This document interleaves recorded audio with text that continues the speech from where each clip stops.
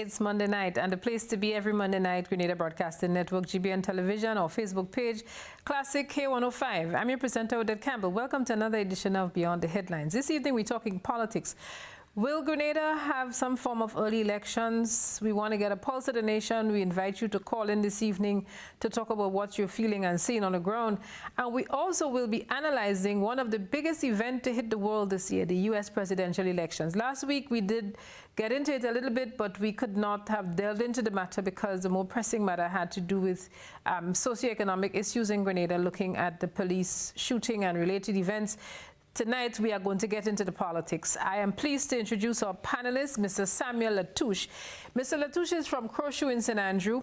He has been analyzing general elections since 1976, in the days of the GULP, the Grenada United Labour Party, and the Alliance. He has pursued scientific training in canvassing and analyzing elections. He's been working with political candidates in Dominique and other parts of the Caribbean region towards successful elections. Mrs. Latouche, it's good to have you with us this evening.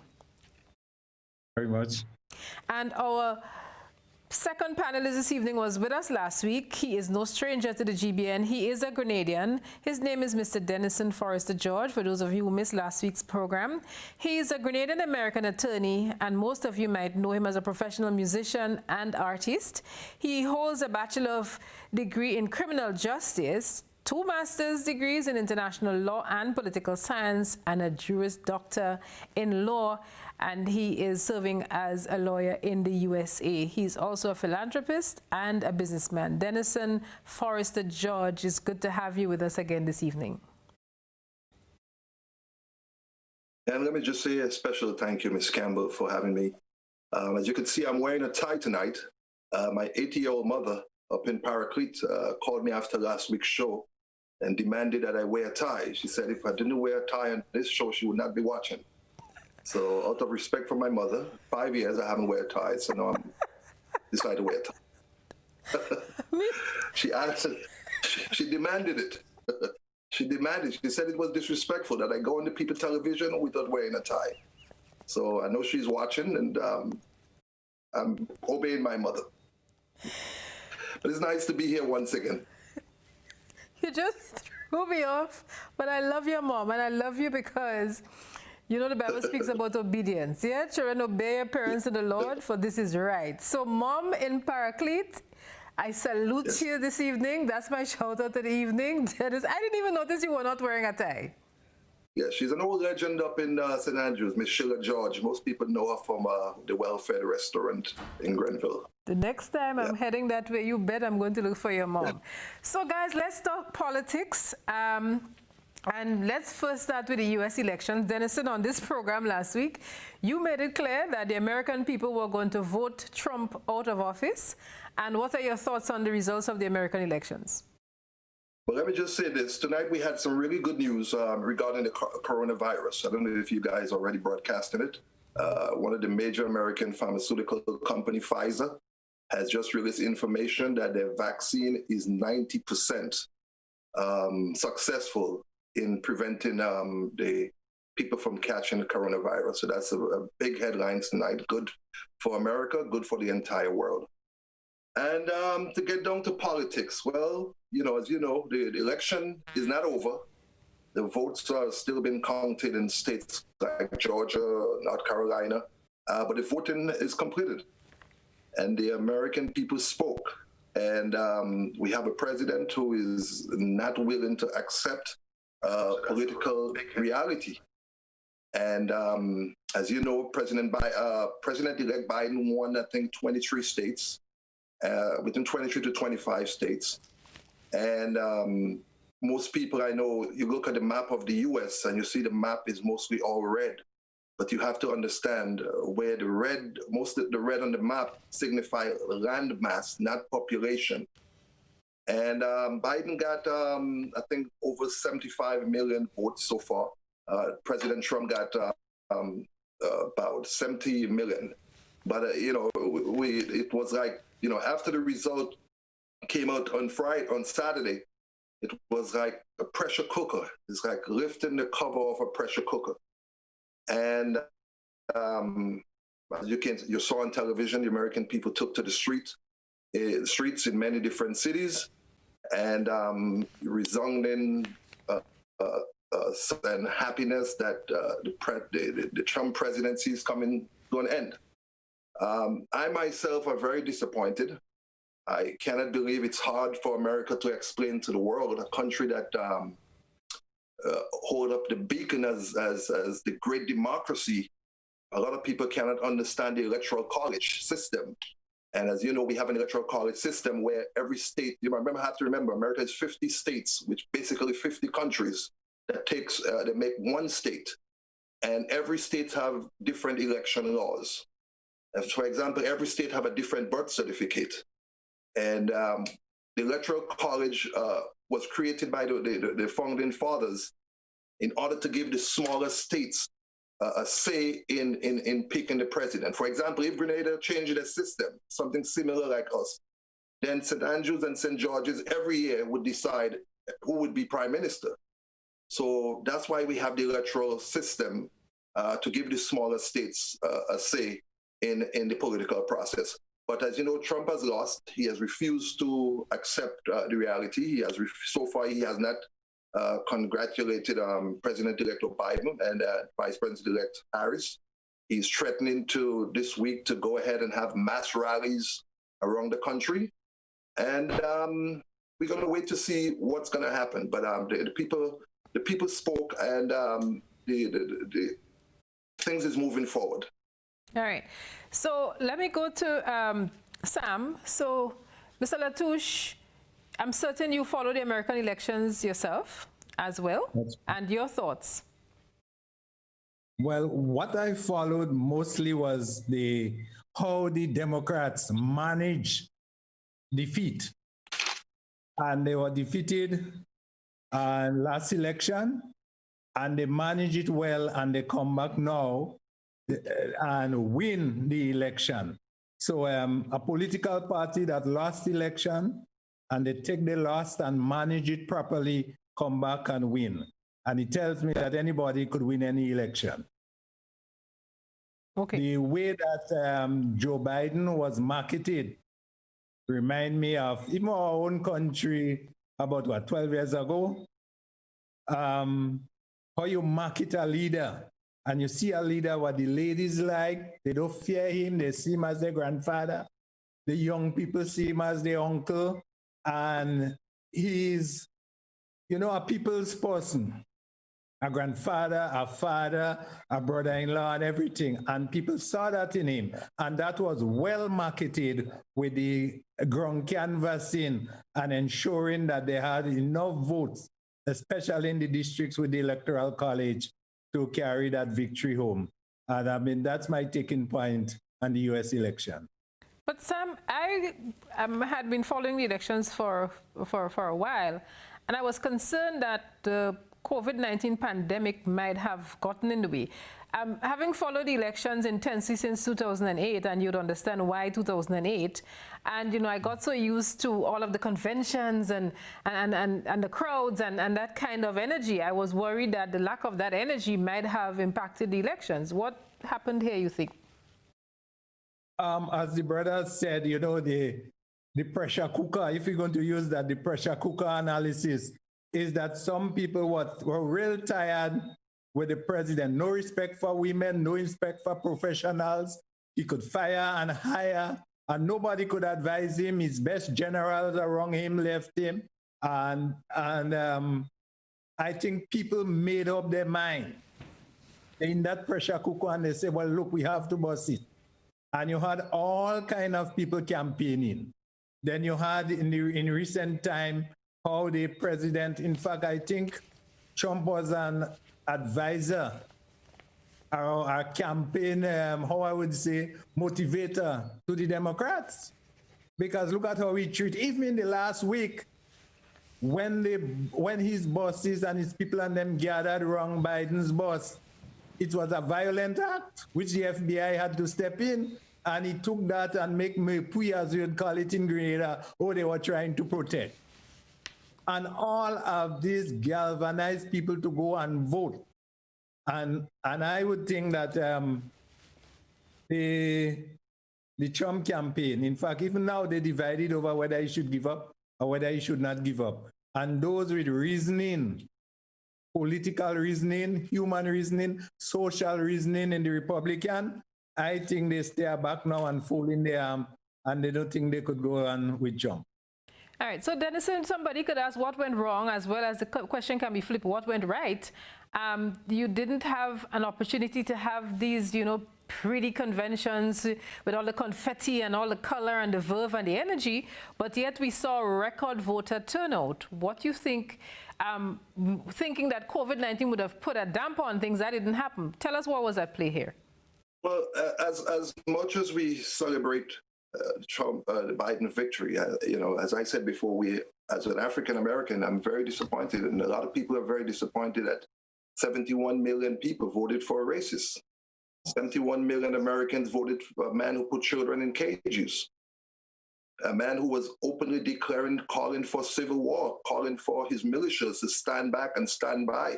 So that only tells that we have a long way to go in this country. Now, over the last 4 years, we had a president who was mendacious, he was nefarious, he was manipulative, he never tell the truth to the American people.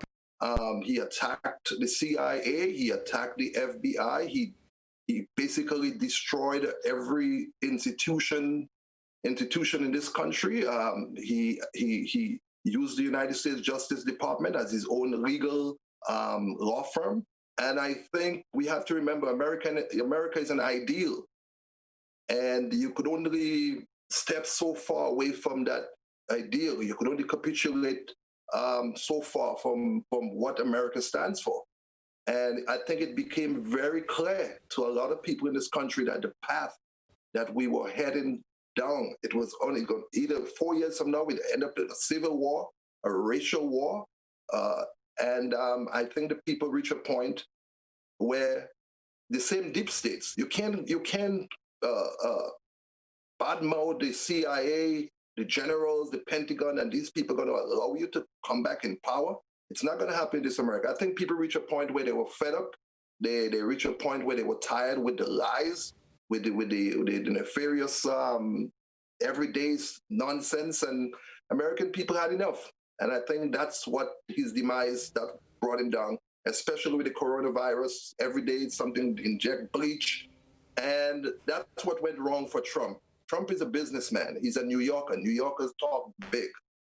But he's not running his own private company. He's running a country of almost 400 million people.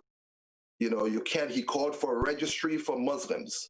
You can't do that in this country. The young people in this country today are less racist than their parents were. There is more mixing among young people. And so that's what went wrong for me. His rascalness and manipulation finally caught up with him. What went right for Biden is that Biden bring a different approach. I'm not a great Biden fan either. But, America went from fast speed to slow. And I think Biden would give America a chance to pause and think for the next 4 years. And that's what went for Biden. He was the right man at the right time. Okay, so we want to look at the Kamala Harris dynamic and what role you think Kamala would have played, if any, in getting Biden elected. But first, let's look back at a report that we had in the news tonight with Prime Minister Dr. Keith Mitchell commending, sending his congratulatory messages to the President-elect Joe Biden and the Vice President-elect Ms. Kamala Harris. So let's listen in on that report, and we'll come back to dissect some of the issues that our Prime Minister addressed in his message. Commenting on the results, Prime Minister Dr. Keith Mitchell said, "There were some obvious challenges along the way, but I think ultimately democracy has prevailed, and I extend congratulations to the Biden-Harris team on their victory. The win is particularly historic as it not only introduces a female vice president for the first time, but she is a woman of color with Caribbean roots. This is a win on many levels, and in a world where we continue to work towards equality of the sexes, this is extremely significant. Since the November 3rd election, the atmosphere has been very tense as the world waited with bated breath for the results. CNN's political correspondent Van Jones was moved to tears as he shared his thoughts on the win during live coverage on Saturday. Dr. Mitchell also became emotional. He said, "I will admit that as I watched Van Jones on Saturday morning, I was also overcome with emotion and shed a few tears. This isn't a simple win. There is so much more to this election victory." Like Van Jones, he said, it speaks to the endorsement of character as an important trait. It offers vindication for those who have suffered, and it provides hope for a better future. I, too, am hopeful that our Grenadian brothers and sisters in the United States can experience that better future. Acknowledging that the split in votes illustrate a deep divide among Americans, Dr. Mitchell said he was very pleased to hear the president-elect speak of healing and rebuilding the American society and being a president for all Americans.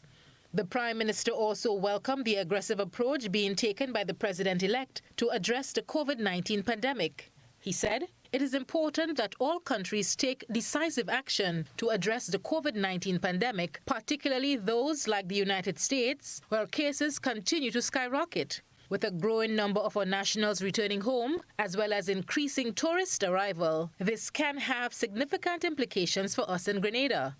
Therefore, I welcome the urgency with which President-elect Biden plans to address the issue." For GBN News, Janelle McDonald. So he dealt with the issue of Caribbean roots, equality of the sexes, and character, and he referenced Van Jones. We'll go to Van Jones in 30 seconds, but Sam, you want to take any one of those issues there? Kamala Harris, a woman with Caribbean roots, she has a Jamaican father. Equality of the sexes, whichever you'd like to take, Sam, before we go to Denison. Yes, I would want to take on Kamala Harris. And it tells us that women in politics plays a great role. Maybe for the past 20 years, we didn't have much women leading in politics. But the women in America, the young girls, the young women, and in fact, when they saw how the president treat and demonize women of all color and race, Kamala Harris would rise. She rise from the valley. She rise like the lily in the valley. And she stood up and she spoke. And I think that the president is more scared of Harris than Biden because of her legal training. She was a very successful prosecutor. And in the Senate, she really rise above the others in terms of ensuring that people who have called to office can give a good account of the character and the past deeds. And I think Harris, as a mother, a stepmother, a wife, a friend, a colleague, the legal fraternity, and she's open to advice. So I believe and I suspect that the Law Association of America would really give her the best advice she could. And seeing that Biden is open to advise at all circles, whether it's the legal circle, whether it's crime, whether it's the coronavirus, and I think she will play a great role because she has the competence and the leadership to handle those issues.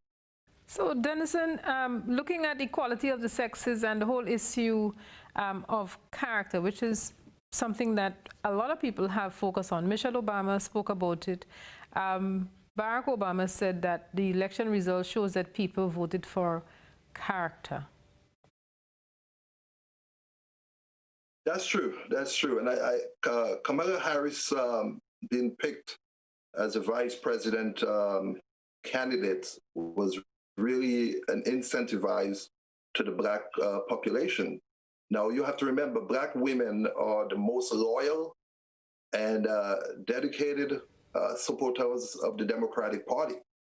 The Democratic Party since 1960, since in the 60s, their most loyal, dedicated voters are Black women.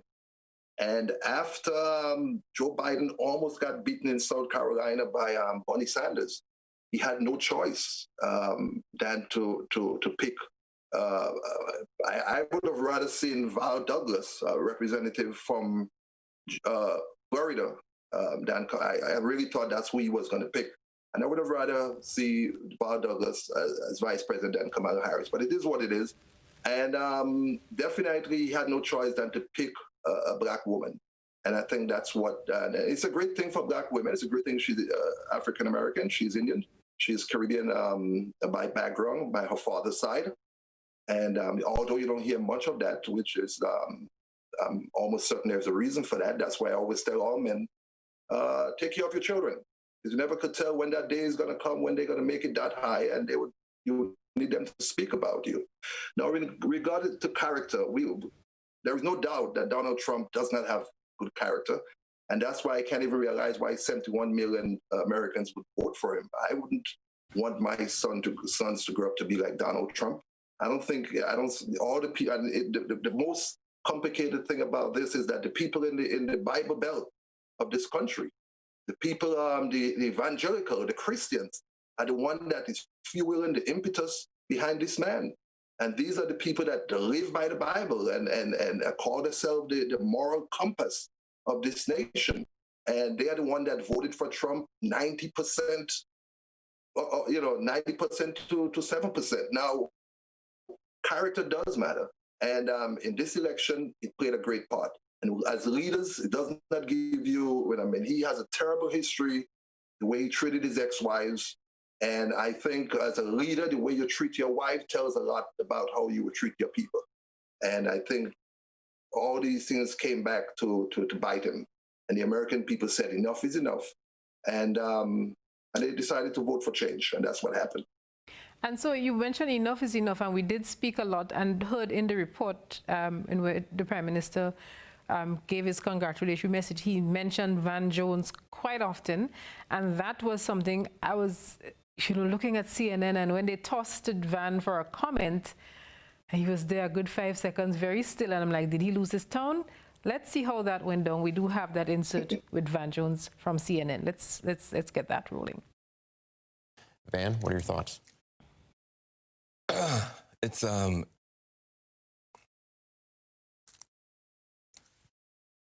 it's easier to be a parent this morning. It's easier to be a dad.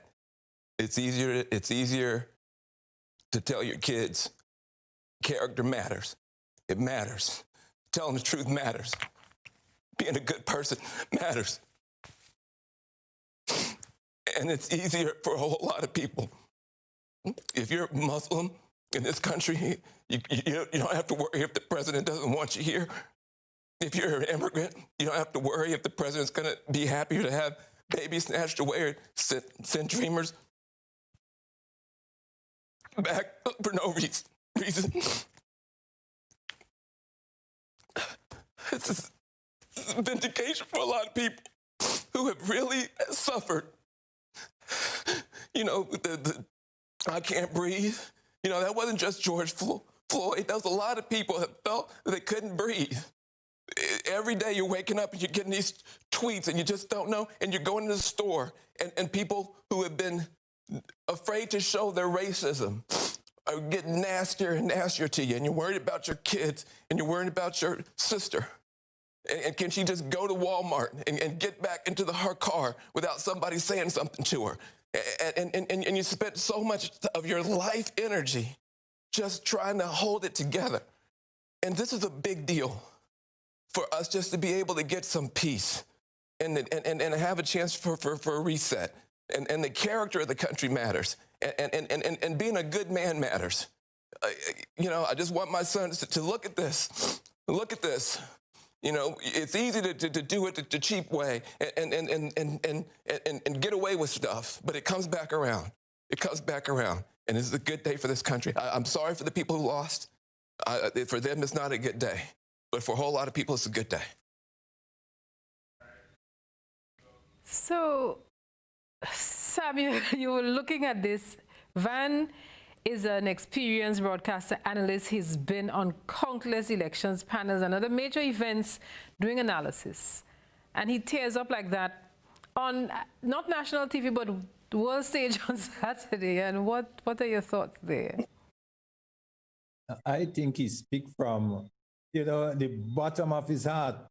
And he speaks with an experience I mean, you see what you saw what the Black Americans were going through. You speak of Floyd can't breathe.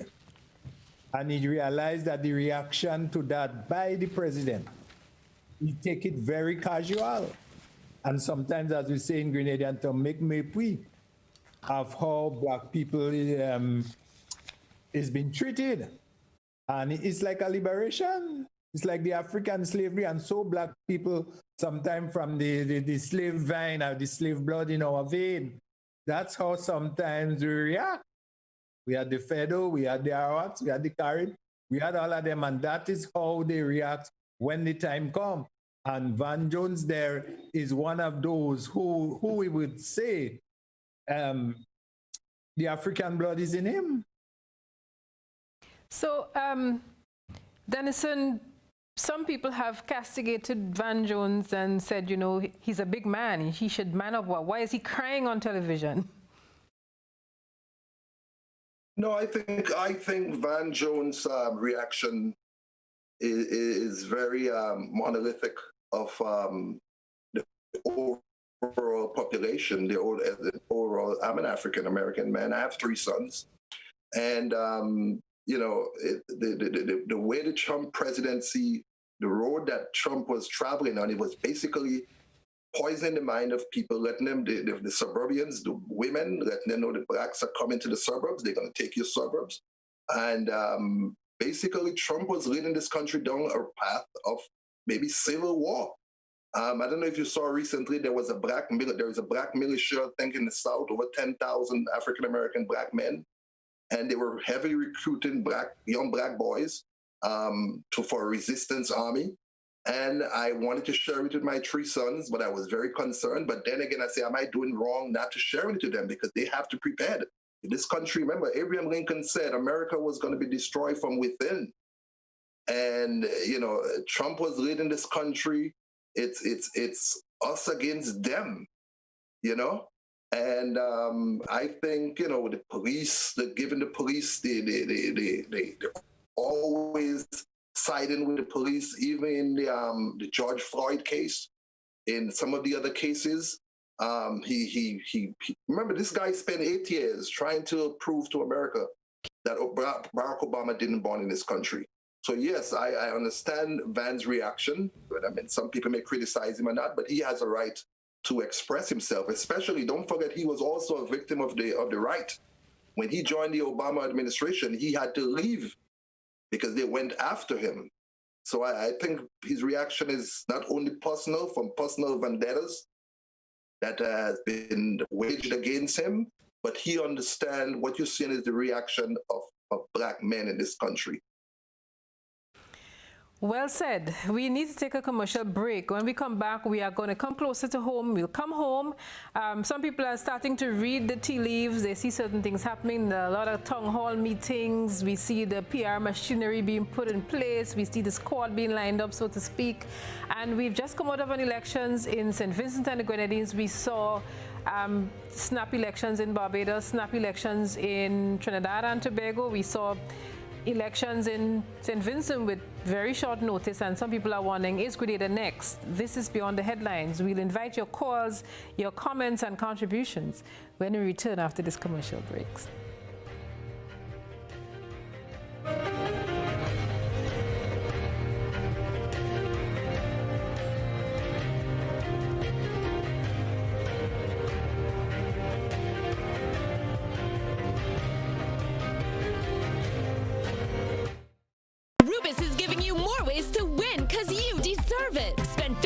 or more in Ultratech fuel, or purchase a Rubigas refill at any Rubis service station and get an entry card. Win one of 5 amazing grand prizes worth $2,500, including Ultratech fuel, cash, groceries, bill payment vouchers, and home furnishings. Each grand prize winner gets to donate $500 to charity too. Plus, win exciting weekly prizes, including electronics. Make sure you're in with a chance to win. Win with Rubis. You deserve it. Are you looking for quality herbs and herbal supplements? Or are you thinking about having a complete body cleanse to jumpstart your health? Then no need to look further. Visit Nirvana Natural Health Clinic, Detox Center, and Natural Health Store. We carry a wide range of herbal products for kidney and gallstone cleansing, male sexual enhancement formulas, asthma and sinusitis, gas and bloating, acid reflux, constipation, arthritis, imbalanced hormones, female health issues, liver cleansing, weight loss, and so much more. Also available, colonic irrigation, holistic health consultations, essential oils, and diffusers. Look out for our online natural health store coming soon. Call 231-6642 418-7115 or 449-7753 to find out about our delivery options or to book an appointment. Visit us at Belmont St. George's, close to the Fallage, Monday to Saturday, 9 a.m. to 6 p.m. Nirvana Natural Health Clinic. Detox your way to health. Despite the situation we now face, one thing is for certain. We will get through this together. As much as we are a part of your community, you are a part of who we are. Let's take care of each other during this time, as we always do. And soon, we know that with the dawn of that new day, all of this will be over, and our land will once again be healed. In the meantime, stay safe. Know that we're here for you. Courts, bringing value home. How going on, boy? Hey, good old things. Hey, easy. Yeah. Boy, in line, boy. Your house looking a real good day. Boy, it's thanks to the hard-working and professional staff at the Housing Authority of Grenada. They handled me real nice. They did my plan, they did the construction, and I didn't even have to worry about a thing. They were there with me every step of the way, supervising the job, asking me about my concerns, giving me feedback as the house took shape. They were there from start to finish, and even put the keys in the palm of my hand. I give them an A++ for customer service. Oh, it's people from housing bad, boy. Boy, not bad. Excellent. If you're thinking about constructing your home, why not consult the Housing Authority of Grenada? You could visit them right down in the Sandino complex, or give them a call, 440-1015 or 440-1016. Or check out their website, hag473.com. They go handle you. They go jog your blocks, they go draw your plan, they go tote your materials. Hey man, where you going? The Housing Authority of Grenada is your choice for affordable housing and a stress-free construction experience.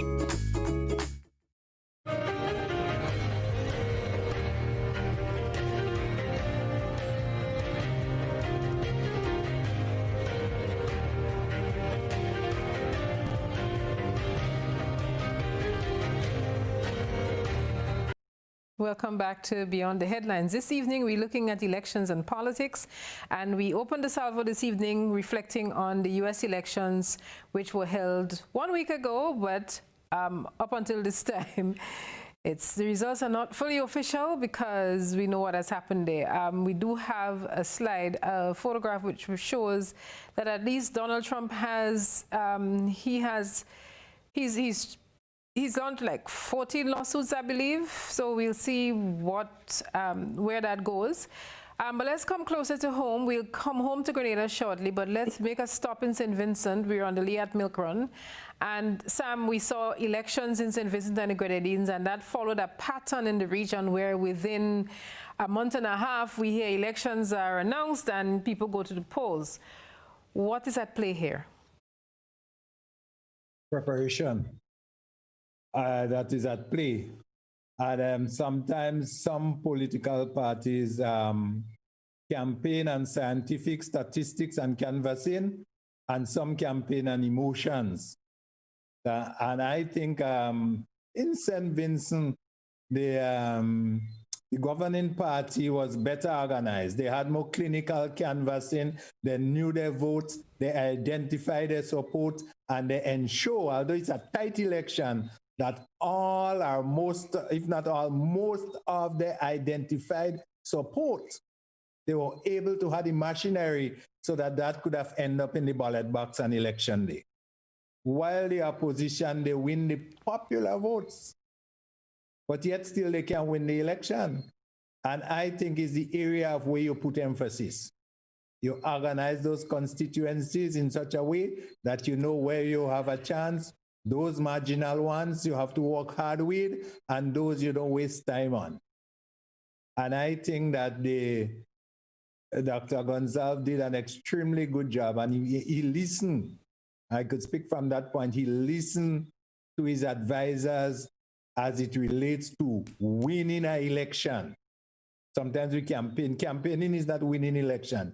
He listened and he appreciated the science of winning election. So he knew he had to advertise, identify his support and ensure that his support end up in the ballot box on election day. And that's what he did successfully.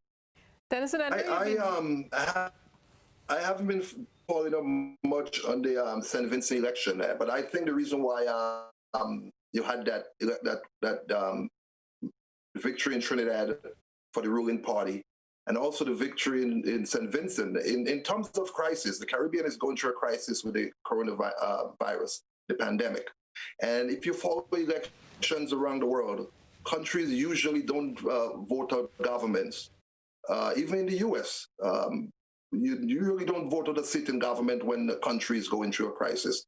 And I think Gonzalez's victory, which I'm hope it's not, it's really creating a dynasty. I think his victory is more for his son, leading to his son taking over the party and becoming prime minister. We might be watching another Manley dynasty, another Bird dynasty, and now a Gonzalez dynasty in St. Vincent. I hope that is not coming to Grenada anytime soon.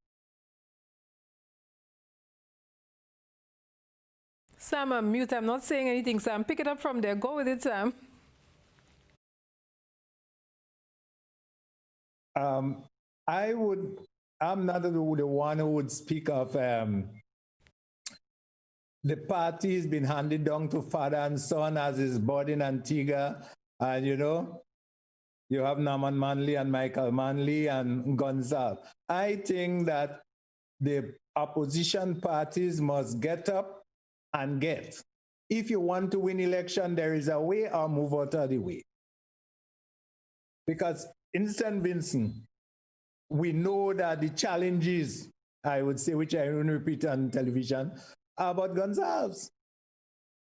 But yet still, he had that connection with the people. Why the opposition parties cannot have the connection with the people?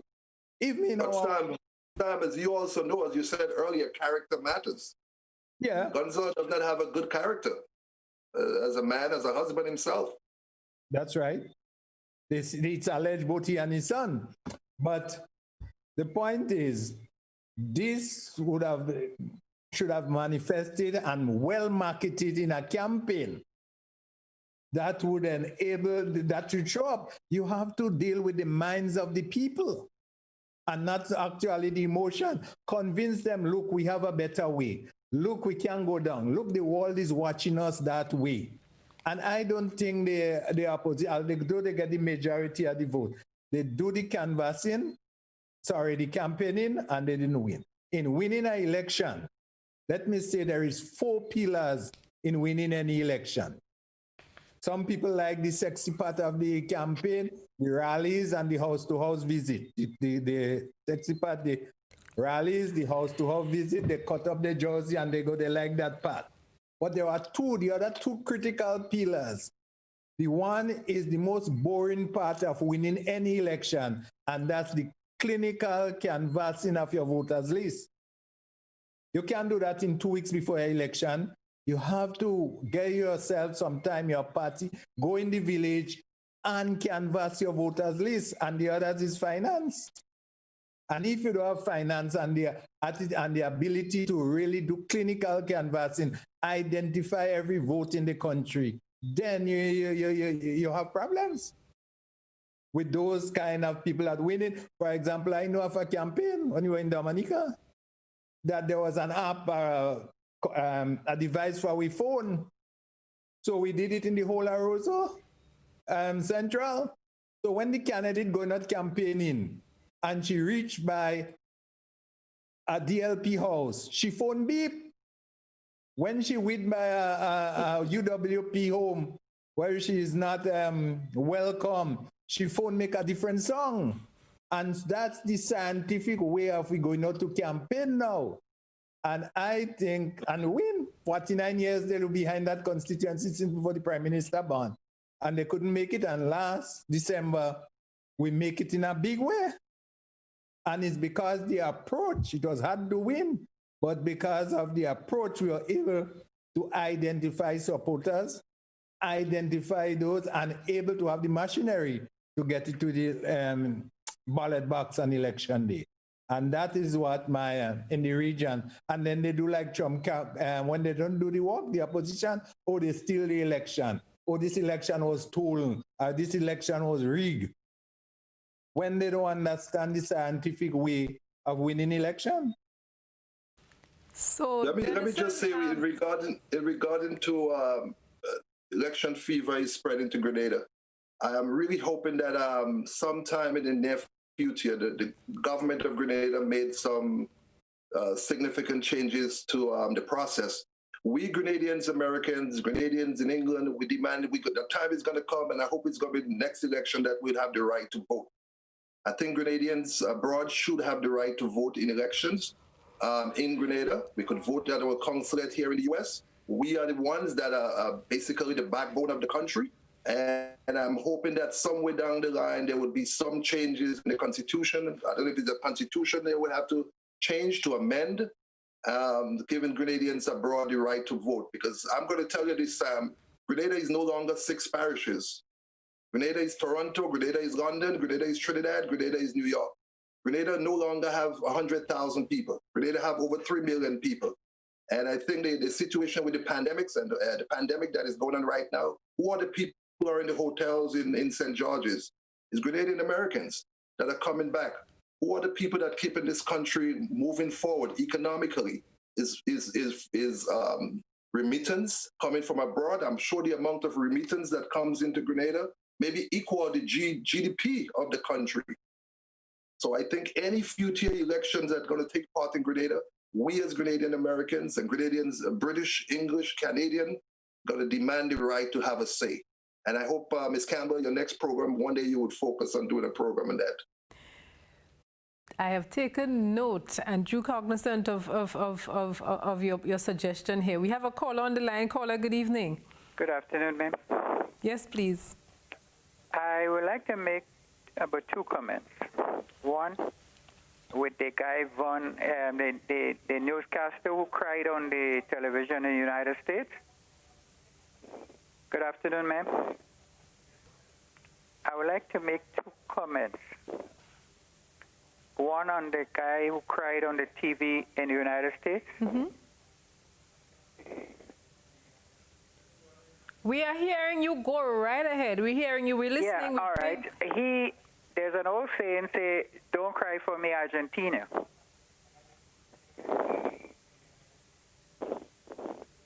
Don't cry for me, Argentina.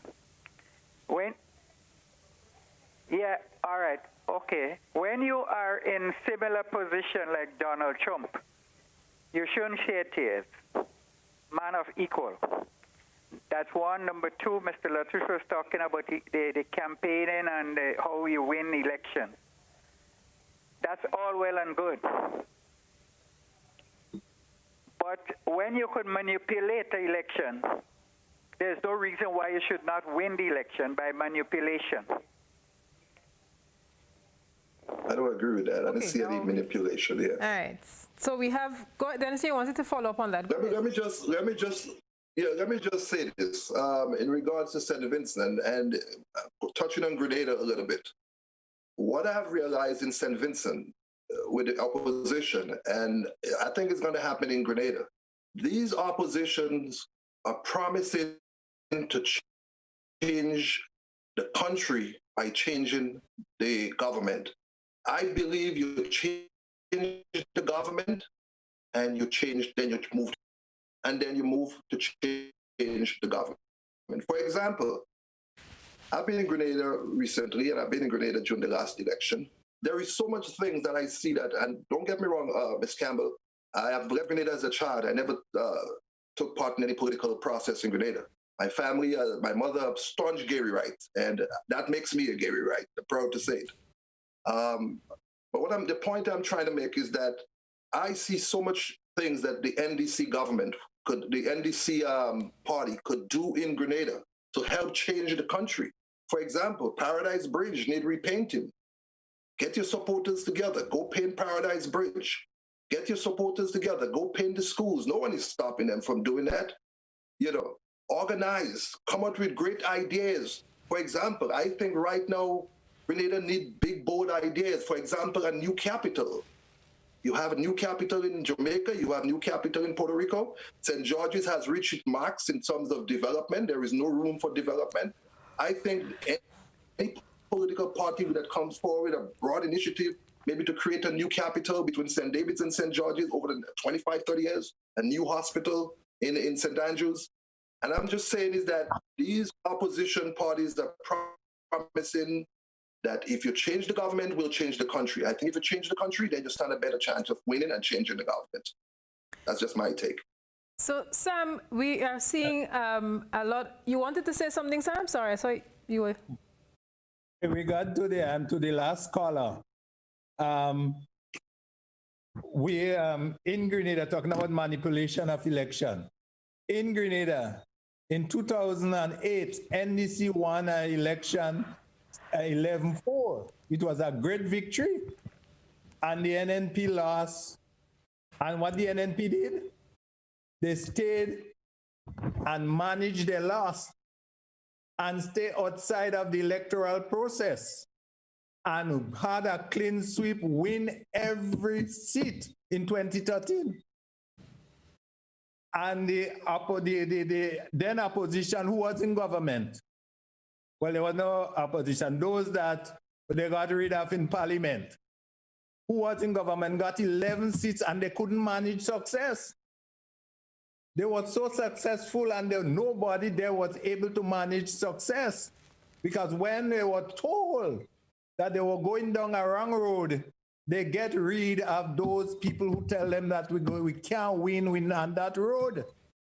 Get rid of them, and they're paying for that now. And look, in 2018, if the NNP stayed outside of the electoral process in 2013 and win, where was the manipulation? If you could stay outside and win, and you inside, winning become easier. And instead, we have to realize now is that the opposition cannot manage failures. And you have to, because some scholars these days say success begins with failure. And we see no sign of, in their case, where success begins with failure. So, Sam, based on what you're seeing happening here, we see a lot of town hall meetings. Do you think we are prepping for an electoral cycle in Grenada?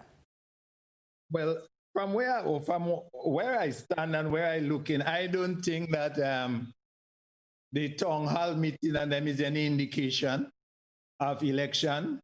Because if election call now, we'll have the same result. If you call for Christmas, it would have the same result. Because they complain and they cry baby, not getting down to do the work that would enable them to win an election. So I think that the government have a free run, or the party. But how much do you think that what you see happening now is in response to the mood in the country at the height of the pandemic, just before Carnival, where you had that issue in Guelph with the shooting of the footballer. Then you had that issue at the residential area where that senior man was beaten. And then you had all of these social, you had Carnival, which was apparently a protest of sorts. And so do you think that the government is trying to probably soothe the minds of people who seem to have been straying? Well, there seems to be a tension in the area. Since after the George Floyd death, Campbell, we see young people all over the world, Grenada, Jamaica, Dominica, Trinidad. They have a kind of defiant mood. And we see it expressed clearly around Carnival. We have never seen people try to demonize a prime minister in the most vulgar form in Jab Jab song. And that is where the tension and the young people go in. They have nothing to live for, and they feel that defiant way. They go in, and I realize the same thing would happen now based on what I'm hearing, and I wish it don't, that young people seemingly wouldn't have respect for police. And so that, I think, is going around to suit the mind. The coronavirus keep people away. They kind of connect. They don't have convention and so on. So you have to go around to have meeting because you cannot, when you used to have one meeting, you have to go around and have 15 now because those constituents, you don't want the large gathering. And I think that is happening. And if that is happening, or sometimes this could be a political ploy to get the opposition to think that way and spend the money they have while we have time to go. This could be another ploy, but I don't think we would have election. That is a sign of election. All right, Denison, I want you to chime in on that, but let's just entertain a caller and then we come to you. So we are happy to have another caller with us this evening, and our producer is going to put a number on the screen so that people who forget a number could call in. So caller, good evening. It's great to have you. Good night to you, Miss Campbell, and to the two gentlemen. Are you hearing me? Yes, go right ahead. Let me say that I'm satisfied that the two gentlemen tonight are making a lot of sense. I'm learning a lot from them, and they seem to be on the ball both ways in America and in the Grenada situation. So I am in support. But a little bit with the Grenada syndrome as compared to the St. Vincent syndrome, I think I have the same feelings too that Mr. Gonzal preparing his son to take over. I share that view. In Grenada here, what I think with the opposition, they cannot gel together. They cannot keep together. And I think that's a major problem. They have very good ideas. The opposition side in Grenada have very good ideas. They have good people that have ideas to lead. But when it comes to gel together, when it comes to work together, you always see the problem. The NDC as a political party would have changed leaders often, and every leader they change, you haven't seen any much growth in their political life. And that is, I think, the major problem. So I'm supporting most of what you all say now, because I think, to me, the election is going to run back the same way again. The NMP is definitely going to win again if we continue that way, because the opposition really cannot gel together. Okay. All right. Thank you so much for your contribution this evening. I'm going to ask both gentlemen to just stick a pin, hold your points. We must pay some bills. We take a commercial break and we'll be right back. And both of you get to jump in on this. Well, Denison, it'll be your turn. Beyond the headlines, we'll be right back.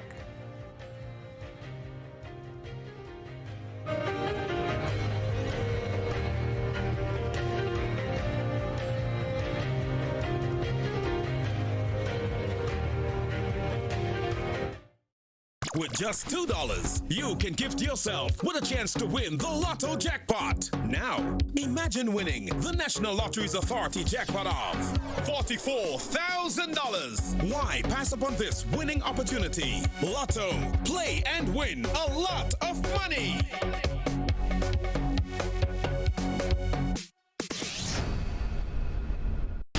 A pleasant evening to everyone. Welcome to the National Lotteries Authority's Lotto Draw number 3137 for today, Monday, November 9th, 2020. I am Anisha Charles. With me this evening is Ms. Jocelyn Clark from PKF Accountants and Business Advisors, whose purpose is to ensure that this draw is conducted in a fair, accountable manner, and the game balls with industry standards and in a way tampered with. At this time, we show tickets at hand because we are about to play for a jackpot of $44,000. But first, your free ticket letter. Good luck. This evening's free ticket letter is check your tickets. Your free ticket letter for this evening is L, as in lucky. Let's proceed for 5 winning numbers. Good luck. First over this evening is check your tickets. First number up is 13. Second number is 30. Third number up.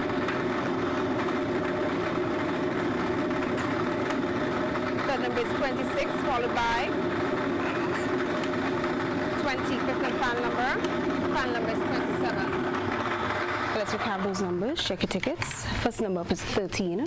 The second, 30, followed by 26. Fourth, 20. Fifth and final is 27. So that's 1, 3, 13, 3, 0, 30, 2, 6, 26, 2, 0, 20, and 2, 7, 26. Sorry, 2, 7, 27. So that's 13, 30, 26, 20, and 27. Your free ticket letter for this evening is L, as in lucky. Congratulations to all the winners of this evening's Lotto draw. Lotto, play and win a lot. Remember to play all the games of the National Lotteries Authority, support sports, culture, and nation building. Thanks for joining us. Have a wonderful evening. I'm a winner. You are winner. We are winners. Winners. It's the big one. Grenada. Imagine winning $25,000 and up to 6 times by scratching just one Later ticket. Get your triple cash scratch tickets for a chance to live your best life. Win easy with Scratch. For just $3, match any of your numbers to any of the winning numbers and win the prize shown for that number. Reveal a money back symbol and win the prize instantly. Triple cash scratch. In stores now. Must be 18 or older to play. Cause I'm a winner. From the moment that I get up, I'm feeling right.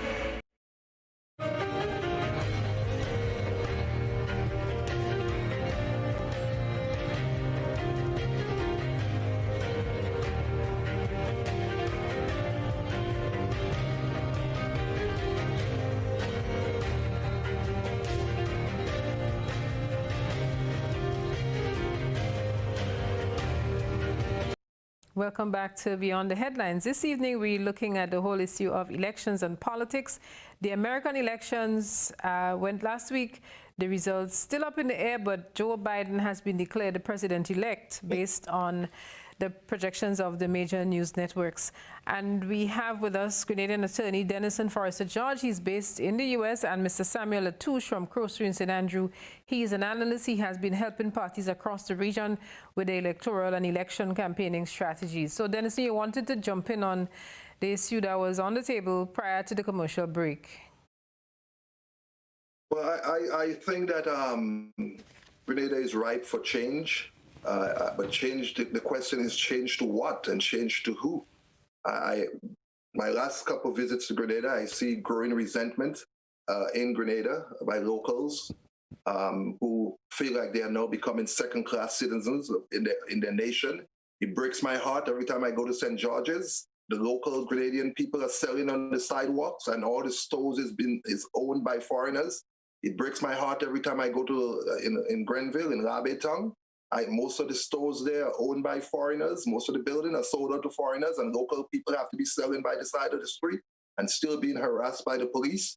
And I don't see any progress in that. And I think there is a lot of growing resentment right now in Grenada, where a lot of Grenadians is feeling ostracized. They don't, and that would get worse over time. But then again, change to what and change to who? I only, be honest with you, NDC, to me, that's my opinion, only exist in name. As I say, these parties have meetings to have meetings. If I was NDC, I would be going out there painting schools, repairing bridges. For example, there was a young lady in Spoon that recently needed a house. And myself, together with people like Earl Maitland, we got together and decided to help her get that house. And I thought that would have been a perfect time for a party like NDC to come together, reach out to all their fellow members in the U.S. and move forward and build that house for that lady. And not only build that house, but build houses for people in the poor area like Simoon. And so what I'm saying is that NDC doesn't have a butt right to become leadership government in Grenada. They should have to work for it. And based on my last visit to Grenada, I don't think they're working for it, and I don't think it's going to happen. Some people have called for coming together, unification of the opposition forces in the country. Sam, you think that would work? It will never work. Because you see, NDC, as everybody know it, could be, and if you compare it, is a pruner, they like to prune too much. For example, I don't think and I never discussed it with him, that Dr. Mitchell would have fired Michael Church. I don't think that Dr. Mitchell would have fired Joseph Gilbert.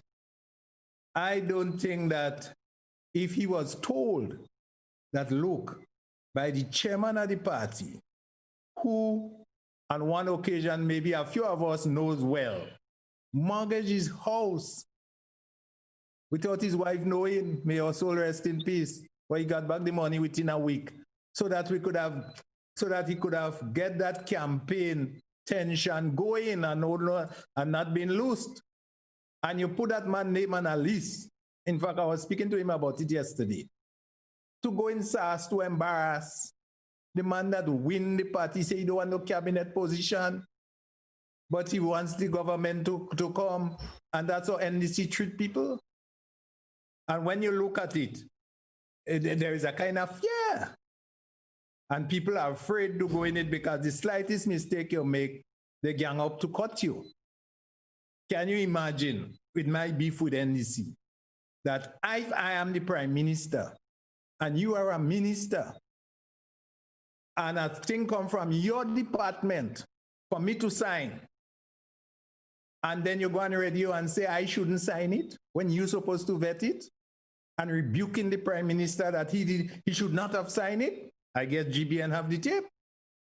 And how we could have an organization like that to get people to embrace and to come in.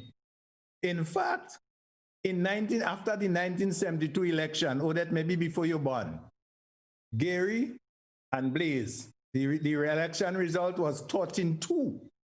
And Gary remind Mr. Blaze that, Blaze, HA, you have the mass, sorry, you have the class and I have the mass. And it's mass that win election. As a result of that speech, Gary, we give Blaze, the GMP and the middle class in town march it up till 1974. We're still reeling from it because they couldn't take that little boy and those people that they call in modern day needy and greedy go on to lead us to independence. And we have to go back to those areas. What we have today is a modern day GMP and a modern day a modern day GMP and a modern day GLP. Yeah, and that's what we have. So they have to come out and get. You win an election 11-4 and 8 years after, or 12 years, you can't win one seat in parliament, and you're talking about representing people and crying and stealing election and go in the village of Malmont and Pomrose and Vincennes, sit down with the community with the voters list. The voters list is your political Bible to win an election. Look at, we have registration. All the way your pass coming up, you're seeing groups of people, I guess it's NMP volunteer, encouraging people to register. How much people NDC organize, help them with their birth certificate to register? And that's the problem. That's the problem we have. I don't see any major change doing the same thing and expect to get change. And I think defeat again is heading them, steering them straight down the barrel. Okay. Very interesting perspective there, Sam. Denison, what's your take on this? Well, listen, I am not really political in Grenada. My drive as a philanthropist, as a businessman, is helping the Grenadian people. And that's where my dedication is in terms of helping young people in Grenada, doing as much as I can to help Grenada build. I think Grenada, as I say, is ripe for change. I would like to see, I think we are losing Grenada inch by inch to foreign investors, and I think we're going to pay a dear price later on for it. I think politically, Grenada is ready for change, but change to what? When people are going through a pandemic, people are struggling, they don't have jobs. What they going to give up? Give up their current situation for what? And I don't know if NDC, as I say, I'm not too politically entwined with what's going on in politics in Grenada, but I would like to see NDC. As I say, there is a lot that Grenada need right now. There's a lot of need in Grenada, lots of need in Grenada. And for example, as I said, broad ideas would always win over small ideas. I think Grenada desperately need a new capital. I would love to hear one of these political parties come forward and say, we're going to put a 30-year project together to build a new capital, somewhere in St. David's. I would like a new hospital in St. Andrews. I would move Maribor Hospital from up there and move it more on the main road, maybe between Pearls and Sotes. I think there is a lot of good ideas that NDC could put forward, but I think they have to get something going. Go paint schools, go build bridges. There is a lot of rich NDC supporters here in New York. Get your supporters to send money to Grenada. Build houses for poor people. Show the Grenadian people that you could lead. Show them that you could be creative. As I say, the problem that the reason why the opposition didn't do well in St. Vincent, and the reason why NDC would fall flat again in Grenada, their philosophy is change the government and then you'll change the country. I say no. Prove to the country that you could uplift the country, prove to the country that you could change the country. Small things. I'm not talking about building buildings and stadiums, you know. And listen, look at the agricultural sector. Finally, Grenadians realize they cannot eat tourism. There is hotels, you can't eat hotels. People have to go back to agriculture. And I think all these are areas where NDC could press, you know, they press the argument. Because over the last few years, all Grenada has been invested in hotels and tourism. And this pandemic finally proved you cannot eat hotels, you cannot eat tourism, so everybody have to go back to the land. So I think when it comes to agriculture, the current government is very vulnerable. But with NDC, what is NDC doing to take advantage of these arguments? Having meetings to have a meeting, it's not going to work. It's not going to work. And we're going to lose against whatever it is. Our producer is going to cue for us part of Joe Biden's speech, and we would use that as we approach the closeout period. Sam, what is the new National Party doing right? I'm not sure I could say that on TV, but because that's a secret. If you know a party's secret in terms of, but they are with the people, they mix in with the people, they have their friends. For example, between 2013 and 2014, there was a member who speaks on behalf of the NDC. And he always call in a calling program and say, let's get rid of that $33 million for the Imani program, and let's put it in hotel and room stock and allow the people to rotten. And then you come back in your manifesto and say you're putting people first. Young people are there. They need jobs. They need help. They need training. And you engage them in training and helping them. And maybe some of them we wouldn't get all, because Jesus Christ had 12 disciples around him. One deny him, one betray him, two fighting for position, one doubt him, and he knew their minds and heart. We don't know their minds and heart. And the Prime Minister is helping those young people, and that is the right thing to do.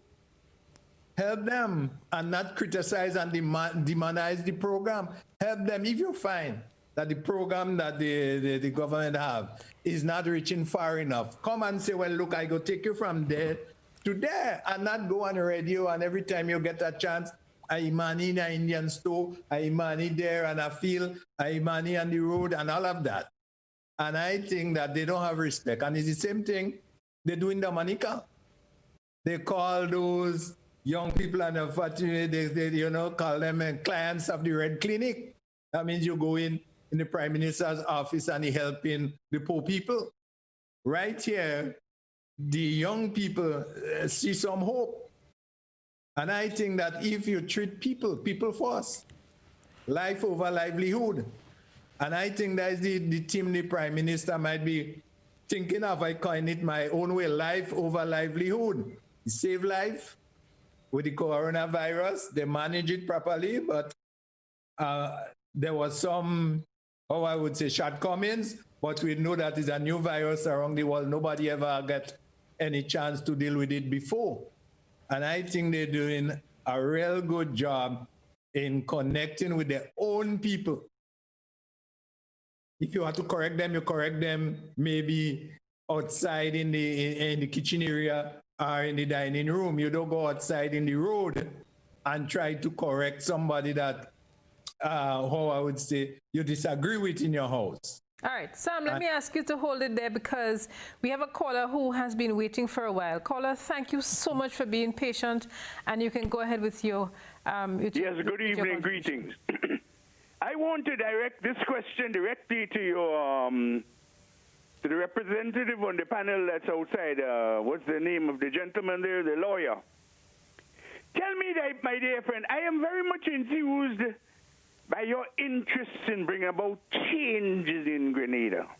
You made some recommendations. I don't know how easy these recommendations would be, but are you aware, sir, of the nature of the Constitution of Grenada? If I were to tell you that the Constitution is illegitimate, it has never been approved in popular referendum nor in the Parliament of Grenada, and that in my view this is where we have to start to bring about change from the foundation in this here country. What would your opinion be? Thank you. Have a nice evening, will you? Thank you. Denison, I think you alluded to the need for constitutional change. Go ahead. Go ahead, Denison. You want to break the question down, Ms. Campbell? I didn't really get what he was... No, I wasn't really getting what he was saying, if you don't mind breaking the question you weren't down. hearing him. So he was talking about constitutional change and whether the Constitution is legitimate. And if you were to make any proposals in that regard, what would your suggestions or proposals be? Oh, sure. I think the Constitution have to be changed, for example, to giving Grenadians, like my Grenadian Americans, Grenadians abroad like myself, the right to take part in the political process. Grenada has changed. As I say, Grenada is no longer 6 parishes. It's no longer 100,000 people. And I think changes definitely have to be made in order. We have to be able to embrace Grenadians in the diaspora. Grenada cannot survive without Grenadians in the diaspora. And we're going to have to make changes there. Also, I would definitely like to see the whole political system in the Caribbean, especially change. This Westminster system is not working for the Caribbean. It is failing the Caribbean. It is recycling the same old politicians. We have Kit Mitchell for almost 30 years in Grenada. We had Weber and the Birds for almost 30 years in Antigua. We have Gonzalo for almost 20-something years. This Westminster system is not working for the Caribbean. Change the system. Give every Grenadians a right to vote for who is going to be prime minister. Let each political party put up a candidate and let the entire nation vote for who they want to be prime minister. You could still have your parliamentary system. You could still have that. But in terms of give the entire country a say, and I think, because listen, you could have a political party in Grenada where the prime minister is unpopular in 80% of Grenada, but if his party wins power and they put him back he goes back as prime minister. If you had that kind of system, Peter David would have never been able to bring down the Tillman Thomas government. It's time to change the Caribbean system. Caribbean people do not vote, they vote on personality. They like you, they know you, they vote for you. Now, if you change the system, then people would have to vote on you have to produce results. So I would definitely like to see in the future the whole parliamentary system, this Westminster system, it's for England. It's not good for Grenada. Well said. So we're getting ready to close it out, and as we promised, we have the speech made. Sam, I see your finger, you're waving. You wanted to say something quickly before we take a piece of Mr. Biden's speech? I tend to disagree with Mr. James for what I know, and I wish I could meet him one day and have a conversation. Peter David never brought down the NDC government. All right. Point there. So let's go. I think the producer has queued for us about 7 minutes and 55 seconds into Joe Biden's speech. Let's take a listen as we close out this evening. You've always had my back, and I'll have yours. I said at the outset, I wanted to represent this campaign, to represent and look like America. We've done that. Now that's what I want the administration to look like and act like. For all those of you who voted for President Trump, I understand the disappointment tonight. I've lost a couple times myself. But now, let's give each other a chance. It's time to put away the harsh rhetoric, lower the temperature, see each other again, listen to each other again. And to make progress, we have to stop treating our opponents as our enemies. They are not our enemies. They are Americans. They're Americans. The Bible tells us to everything there is a season, a time to build, a time to reap, and a time to sow, and a time to heal. This is the time to heal in America.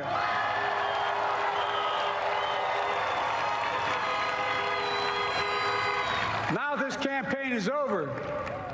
A time for every purpose under the heaven. As we wrap it up this evening, Denison, your closing thoughts, and Sam, your closing thoughts. Sam, we started with you, so we're going to give you the first up to give your closing thoughts this evening, Sam. I think it was a very good program. I would have loved that we have more callers who analyze the elections in the region and so on. And I still think that there is hope for Caribbean people. And I think that some of our people, our parties must get down, serve the community well. If you can't serve a community, you can't serve a constituency. Show that you love people, show that you care about people, show that the young people, which is the future of the nation, those today is the future, who help them create avenues in agriculture, in sports, in IT, and in every way, in construction, in plumbing, in tiling and everything, and have a program that would help and uplift our young people. And I would want to think that we may have another program sometime in the future where we could discuss politics and people. Politics and people. Noted, politics and people. When it materializes, I shall have you to thank. And Denison, your closing thoughts this evening? Well, I just wanted to say that, putting politics aside, as I say, I'm not about politics. I love Grenada. I'm a Grenadian American. I intend to return to Grenada one day to retire. Grenada is home for me. I believe in the Grenadian people. I believe in the young people in Grenada. I think more have to be done to engage the young people, to give them more opportunities. It's not right that when you go to T.A. Marisho Community College, you have to go do these odd jobs. There is hope. Grenada have to build hope for its young people. Grenada have a very young population, and it's too much politics. Grenadians have to start putting Grenada first. We have to put Grenada first. Regardless of which party is in power, do what you can to help your country build. And I see, from being in Grenada, if this party is in power, then these people don't care. If this other party in power, we have to stop that. Grenada have to start putting Grenadian first. That's the only way the country is going to go forward as one nation and as one people. And finally, we got rid of Trump here in America, and it's a great day for America. It's a new beginning, and I'm hoping that success of Biden administration would also spread throughout the hemisphere, and it would be better for the Caribbean and Latin America and Grenada. But we have to put Grenada first. We have to put Grenada young people first. We can no longer take them for granted and treat them like and only during certain time of the year hype them up and spoon-feed them, in order to get their votes. You have to take young people serious. Grenada is about young people, and that's the only way the country is going to go forward and build. And that's how we wrap up tonight's program, with some stimulating words there from our panelists this evening. Mr. Samuel Latouche, he's an electoral, he wears several hats. He analyzes elections. He has worked with political parties on developing their campaign strategies. And Mr. Denison George, he's a Grenadian American. He is based in the U.S. He is from Paraclete. Is Paraclete correct? Yes, the Republic of Paraclete. We had him on the program last week, and he dare come on the People TV without a tie. That was not me. Him wear a tie my tonight. mother said she would not watch it because I was wearing a tie. His mother called him and tell him, don't come back on the TV except you're wearing a tie. I just love your mom. So I just want to thank our two panelists this evening and to all of the staff at the GBN who work behind the scenes and in front of the scenes to make this work. I want to thank you so much to all of our viewers and listeners. I am forever grateful and indebted to you. And we thank you for joining us this evening. To those of you who contributed via social media, we thoroughly enjoyed your sharing with us this evening, and we thank you for your comments and feedback. Those of you who called into the program, we say thank you very much. Until next week, I'm Odette Campbell. So long for now. I'll see you again.